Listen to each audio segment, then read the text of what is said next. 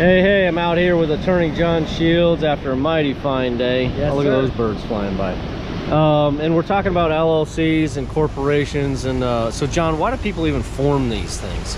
Well, they want to protect themselves and their personal assets from the liabilities generated from the business. Right. So they, you know, if your business is sued for any reason, you don't want to, you know, maybe lose your house or have your savings account be liable. What worst case scenario, what have you seen?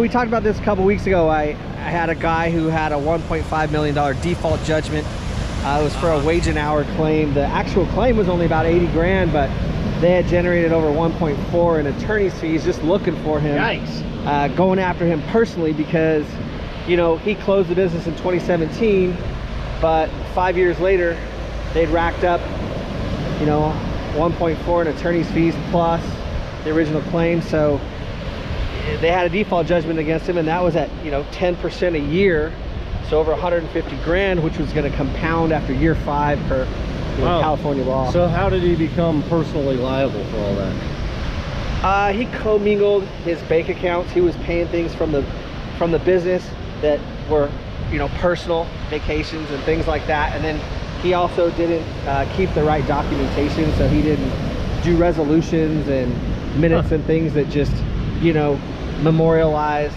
the actual existence of the business. So it was as if he and the business were one and the same. As what the courts deemed was alter ego. He didn't separate them. Oh, okay. So what you're saying is you got to keep it separated.